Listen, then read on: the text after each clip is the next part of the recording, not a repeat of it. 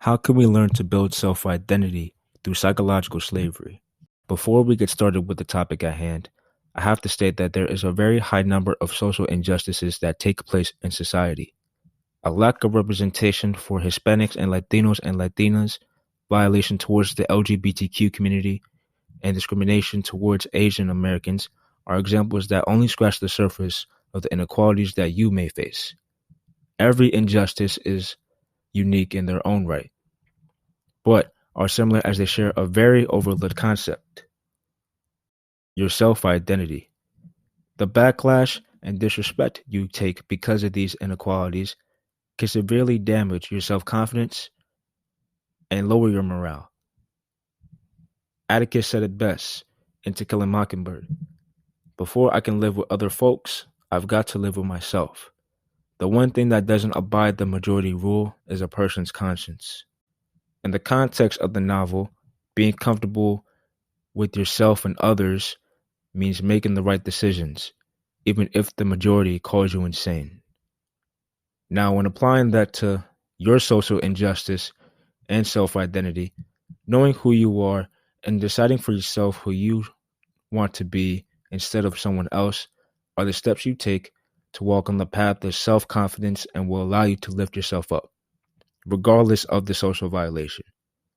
With this in mind, I will be addressing the social issue of psychological slavery that hurts the psyche of African Americans. This is not meant to discriminate nor put anyone down, but rather observe how a social injustice as such can help us learn how to love ourselves more and be proud of who we are and who we choose to be. You are a man who has really sought to understand Black men and the way they think. Tell us what you've learned, because you say they're crazy. You've got a comment before you get to that Black question. people in general. Black people in general. With, Okay. with kind of a focus on Black men. Okay. Because that's where the problems are most severe. Gotcha. I guess that one of the things that I've learned that is fairly distinct about the work is that we still carry many of the scars from the years of oppression and captivity here in America. And if there's something that distinguishes our psychology from the psychology in general, the way that we understand how other people function, is that we are still dealing with those struggles, with those scars, with that captivity, with that experiences of having been America's slaves.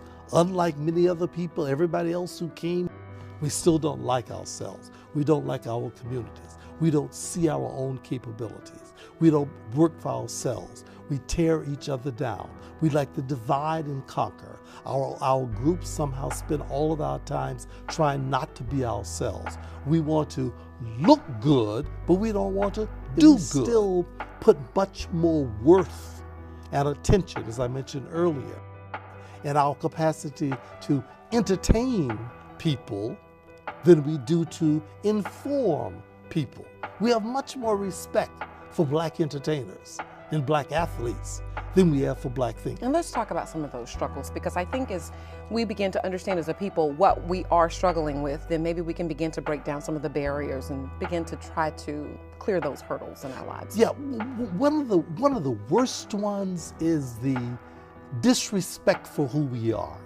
I bet whereas people are able to operate in their own self-interest when they know and appreciate who they are, one of the things that slavery robbed us of was the ability to understand who it is that we were. We therefore have always had to look to other people as images of our possibility, as role models, and did not believe that somehow to be a Black bald-headed man or to be a Black nappy-headed woman could be dignified, could be beautiful, could be intelligent, that there was genius in who we were. Not that we were better than any other human beings, but we didn't even realize that we were just as good as any other human beings on this planet. And struggling with that self-esteem, struggling with that issue of simply learning to love ourselves as being comparable to any other human beings on the planet is one of the biggest psychological problems that we've had to deal with. We still do not think of ourselves as being geniuses. We think we could be good entertainers or outstanding athletes, but we don't believe that we could be thinkers. We don't believe we could be philosophers. We don't believe we can be great healers. We don't understand those aspects. I don't want to be 50 years old at a BET We Shall Overcome Achievement Awards. You know what I'm saying? Not me.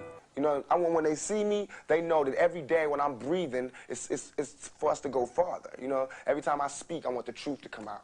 You know what I'm saying? Every time I speak, I want to shiver. The problem is that it's extremely difficult to correct a problem if you don't understand the source of the problem. We have to somehow recreate our mythology.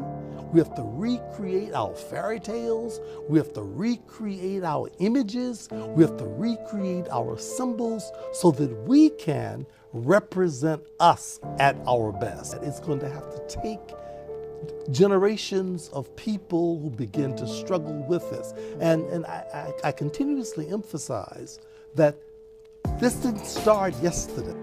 People have talked about this for many, many generations and have encouraged us to try to rebuild our concept of who we are, because that information has to begin to be passed along so that we can come up with someone who will own a television station, or who will own a movie studio, who will own a publishing company, and will give it the marketing backing that will somehow be able to celebrate us at our best. Yeah, I saw you say that Black Panther is a cultural moment. I think your exact quote was, "We're not remembering breaking the color barrier or how funk was created, but we are living this." Can you elaborate on that a little? Yeah, this is, you know, I hesitated to say this before we got here because we didn't know whether we had a good movie. We didn't know how people were going to respond to it.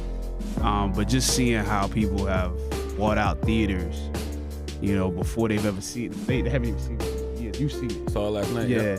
They haven't even seen what the movie is. Mm-hmm. That's historic. Yeah. You know, this is history being created. In those other movies I was doing, you know, we were remembering the past. Mm-hmm. You know, we were looking back at history. This is, you know, a very, very present moment that takes us into what could be a different future. If you know who you are, if you know the greatness from which you've come, then that can begin to give you the keys to begin to rebuild what you can be. At some point, you got to decide for yourself who you're going to be. Can't let nobody make that decision for you. If you don't love yourself, nobody else loves you. And nobody has to do anything to us. A lot of people died, a lot of people struggle, a lot of people continue to deal with day-to-day issues of understanding that we've got to break these psychological chains of slavery. We've got to understand who we are. We've got to understand what we can do, what we have done, to be able to have the audacity to hope and to dream and to build. All those kinds of things don't happen magically. It's not a cosmetic thing.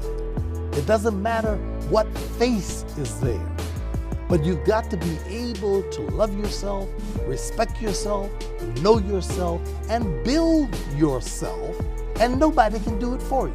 No one can give you a welfare check into acceptability. You have got to earn that by taking on the responsibility to somehow change yourself and change the world that you're living in. Ain't that what we're supposed to do? I'm not saying I'm going to rule the world or I'm going to change the world, but I guarantee that I will spark the brain that will change the world. And that's our job, is to spark somebody else watching us. We might not be the ones, but let's not be selfish, and because we're not going to change the world, let's not talk about how we should change it. I don't know how to change it, but I know if I keep talking about how dirty it is out here, somebody's going to clean it up.